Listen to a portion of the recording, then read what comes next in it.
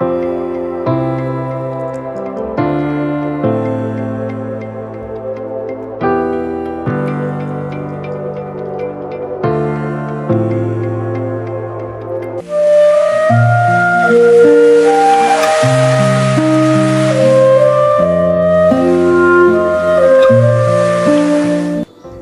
শীতে মানুষের অবস্থা খুবই করুণ। সবার ঘরে ঘরে ঠান্ডা, জ্বর, সর্দি, কাশি, অনেক রকমের সমস্যা, এক একজনের এক এক ধরনের সমস্যা হয়ে থাকে। এই সমস্যার মধ্যেই কিন্তু দিনটা কাটাতে হয়। সারাদিন কাজকর্ম, খাওয়া দাওয়া তো এগুলা শেষ নেই।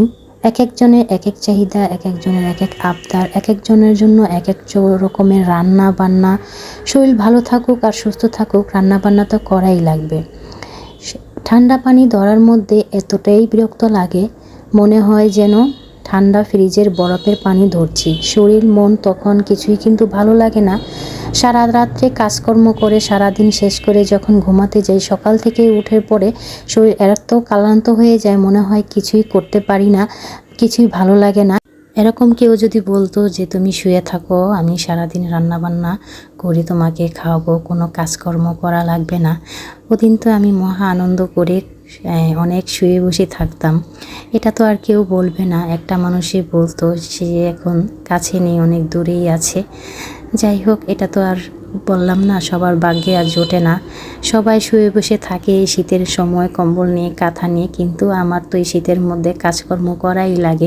যখন মনে হয় শুধু কষ্টই লাগে আর কোনো কিছুই লাগে না, অনুতপ্ত আর অভিভূত হয়ে নিজেকে ক্লান্ত মনে শান্ত করে আবার প্রতিদিনের মতো এই ব্যস্ততার জীবনে লেগে পড়ি। হ্যালো, আসসালামু আলাইকুম। কেমন আছেন সবাই? আশা করি সবাই খুব ভালো আছেন। আমিও আল্লাহর রহমতে আছি, অনেকটাই ভালো। আমি বাংলাদেশি ফ্যামিলি ব্লগ আঁকি, ঢাকা নারায়ণগঞ্জ থেকে বলছি। যে যেখান থেকে আমার ভিডিওটা দেখছেন, আশা করি সবাই খুব ভালো আছেন, সুস্থ আছেন, নিরাপদে আছেন। আমিও আল্লাহর রহমতে দোয়া করি আপনারা সবাই ভালো থাকেন ও সুস্থ নিরাপদে থাকেন। এই তো আজকে ভিডিওটা খুব সকাল থেকেই শুরু করেছি। অফ ক্যামেরায় নাস্তা সেরে তারপরে এই তো সকাল সকাল রান্নাবান্না করতে চলে আসলাম। আমি ঘড়ির কাঁটা 1 থেকে 1.5 ঘন্টার মধ্যে হাতে ধরে কিভাবে সকাল থেকে দুপুরে রান্নাবান্নার কাজ সম্পন্ন করে থাকি, সেটা নিয়ে থাকছে আজকের ভিডিওটা। সকালে দ্রুত নাস্তাটা সেরে নিই। নাস্তা আমি রাত্রেই বানিয়ে ফেলি, কিন্তু নাস্তার একটা ঝামেলা, বানাতে একটু বিরক্ত লাগে। এই জন্য আমরা যেহেতু আমার শাশুড়ি মা যেহেতু ডায়াবেটিস আছে, সে নিয়ে রুটি খায়, তো আমরা সবাই রুটি খাই।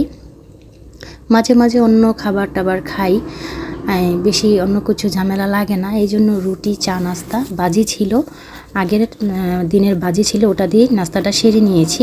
এই জন্য চিন্তা করেছি আবার রাতে তো রুটি খাই আমার শাশুড়ি মা, এই জন্য রাতে রুটি বেশি করে বানিয়ে রাখি, সকালে শুধু গরম করে খেয়ে নিই। এই জন্য বেশি একটা প্যারা লাগে না। নাস্তাটা সেরে তারপরে দুপুরে রান্নাবান্না করতে চলে আসি। আজকে আমি যে রান্নাবান্না করছি খুবই সিম্পল রান্নাবান্না করছি। লাল শাক, এখানে আমি চিংড়ি মাছ দিয়ে রান্না করেছি। লাল শাকটা তো দেখলেন আমি ভালো করে সিদ্ধ করে তারপরে এখানে এলপি গ্যাসে বসিয়ে দিয়েছি লাল শাকটা, ওখানে কারেন্টের চুলায় বসিয়ে দিয়েছি তরকারিটা।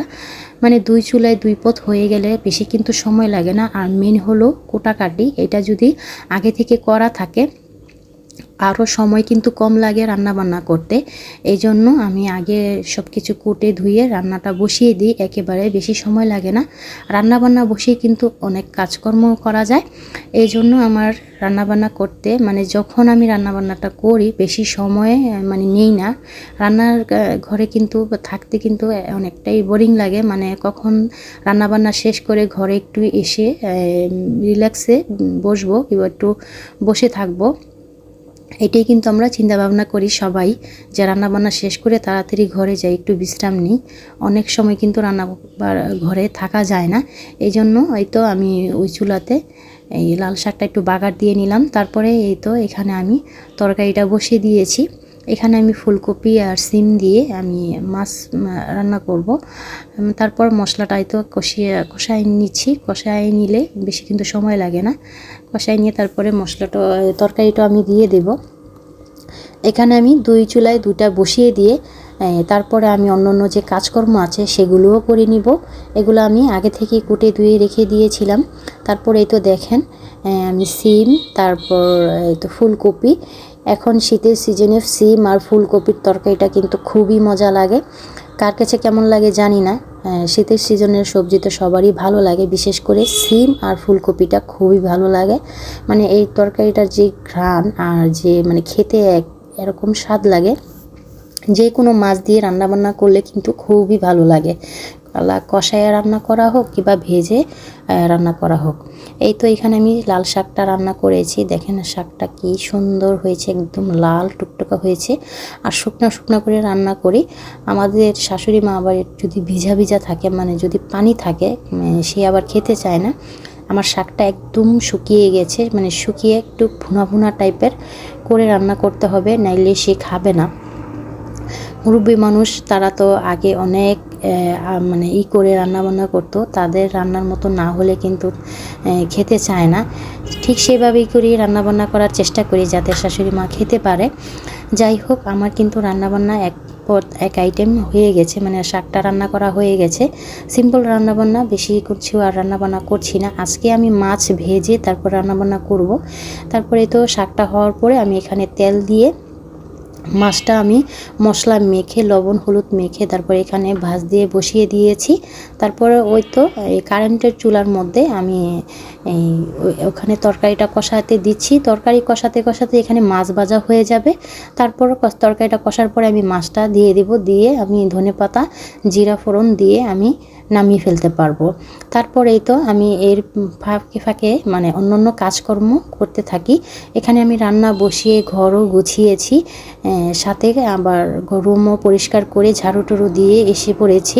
রান্নার ফাঁকে এই কাজটা করে নিয়েছি। এখানে আমি রাতে মুসুরির ডাল চাল সিদ্ধ করে ব্লেন্ড করে নিয়েছি। ধনেপাতা কাঁচামরিচ পেঁয়াজ দিয়ে মেখে রেখেছি যাতে আমার বড়াটা বানাতে বেশি টাইম না লাগে। তাই এটা আমি এখন ভেজে নেব, শুধু তেলের মধ্যে গরম গরম ভেজে নিলেই চলবে। সব কিছু আমি ম্যারিনেট করে ফ্রিজে রেখে দিয়েছিলাম নরমালে। এই তো এইভাবে আমি কাজকর্ম করে থাকি। এখানে তো আমার মাছ ভাজা হয়ে গেছে, তরকারি কষাতে কষাতে হয়ে গেছে। এখানে আমি দিয়ে দিলাম তারপর ধনেপাতা আর এই তো জিরা ফোড়ন দিয়ে নামিয়ে ফেলবো। রান্নাবান্না কিন্তু প্রায় শেষ।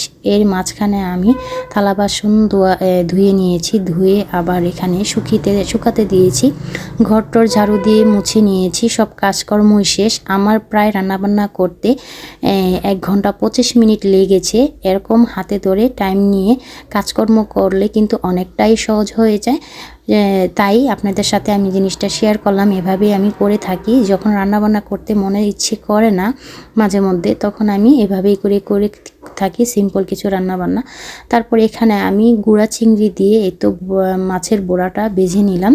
এটাও বেশি সময় লাগেনি। এই তো সব কিছু কাজকর্ম হয়ে গেছে। এখানে আমি অফ ক্যামেরায় গোসল সেরে নিয়েছি। তারপর থালা বাটি যে ধুয়ে রেখেছি এগুলোও শুকিয়ে গেছে, জায়গা মতন এগুলো রেখে দিচ্ছি। আমার ঘরে তেমন সৌন্দর্য কোনো আসবাবপত্র নেই, মানে এরকম কিছু যাই আছে তাই নিয়ে একটু করে ভিডিওটা সাজাতে থাকি। আমি ভয়েস দিচ্ছি আর রাস্তার মধ্যে অনেক গাড়ি চলাফেরা করছে, তাই একটু গাড়ির শব্দ আসছে, আপনারা একটু ক্ষমার দৃষ্টিতে দেখবেন। কোনো কিছু করার নেই, যে রুমে যাই সেই রুমেই শব্দ আছে, মানে আসে বাইরে থেকে, রাস্তার সাথে যেহেতু ঘর এই জন্য। তারপর সব কিছু গুছিয়ে নিয়ে নিলাম একটু করে। আমার যাই আছে তাই নিয়ে আমি ভিডিওটা সাজিয়ে নিলাম। এই তো আমার এখানে বড়াটাও ভাজা হয়ে গেছে, সব কিছু গোছানো শেষ। তারপরে এখানে খাওয়া দাওয়া করব। ও একটা কথা তো বলতে ভুলে গিয়েছি, যারা এই পর্যন্ত এসে আমার ভিডিওটা দেখছেন অথচ একটা লাইক দেননি, অবশ্যই প্লিজ একটা দয়া করে লাইক দিয়ে নেবেন। আপনাদের একটা লাইক আমাদের কাছে অনেকটাই গুরুত্বপূর্ণ, অনেক আশাবাদী আমি যে একটা লাইক দিবেন আপনারা, অনেক খুশি থাকি। আপনাদের একটা লাইক ইউটিউব আমার ভিডিওটা আরও 10 জনের কাছে পৌঁছাতে সাহায্য করবে। প্লিজ একটা লাইক দিয়ে নেবেন। আমার চ্যানেলটা যেহেতু অনেক ছোট, আপনাদের লাইক পেলে আমি অনেক অনুপ্রাণিত হই। একটা লাইক ইউটিউব আরও 10 জনের কাছে আমার ভিডিওটা পাঠাতে সাহায্য করবে। আর যারা এই কাজটা করেছেন তাদেরকে অসংখ্য ধন্যবাদ ও দোয়া ভালোবাসা রইল। অনেক বাইরে থেকে শব্দ আসছে, কি করব কিছু বুঝতে পারছি না। অনেক ভিডিও একটা সময় কেটে দেই, আবার নতুন করে শুরু করি। প্লিজ একটু ক্ষমার সুন্দরের দৃষ্টিতে দেখবেন। অনেক মানে বাইরে থেকে শব্দ আসছে, কিছু করার নেই, মানে কি করব কোনো কিছু বুঝে উঠতে পারছি না। এখানে আমি তো বুড়াটা বেজে নিয়েছি। আর যারা আমার চ্যানেলে এখনও নতুন ভিজিট করেছেন অথচ একটা লাইক সাবস্ক্রাইব এখনও দেননি, অবশ্যই প্লিজ প্লিজ দয়া করে যদি আমার ভিডিওর কোনো অংশ কথা বা কাজ ভালো লাগে আপনাদের কাছে, যদি মনে হয় আমার ভিডিওতে সাবস্ক্রাইব করার উপযুক্ত, অবশ্যই একটা সাবস্ক্রাইব করে আমার পরিবারের পাশে থেকে যেতে পারেন। আর যাদের কাছে আমাদের এই লাইফস্টাইল ভিডিও পছন্দ লাগে, ভালো লাগে, অবশ্যই আমার পরিবারের পাশে থেকে সাপোর্ট করবেন। এই তো আজকের ভিডিওটা আর বেশি বড় করছি না, এখনই শেষ করে দেব। খুবই ছোট করে রেখে দিয়েছি, বেশি বড় করলে আবার আপনারা ভিডিও দেখতে বিরক্ত হয়ে যাবেন। এই তো আমার এখানে চিংড়ি বড়াটা ভাজা হয়ে গেছে, এখন গরম গরম খেলে কিন্তু খুবই ভালো লাগে। আপনারা যদি চান এভাবে সময় করে কাজকর্ম করে অনেকটা গুছিয়ে নিতে পারবেন। আজকের মতো এ পর্যন্তই। আল্লাহ হাফেজ, আসসালামু আলাইকুম।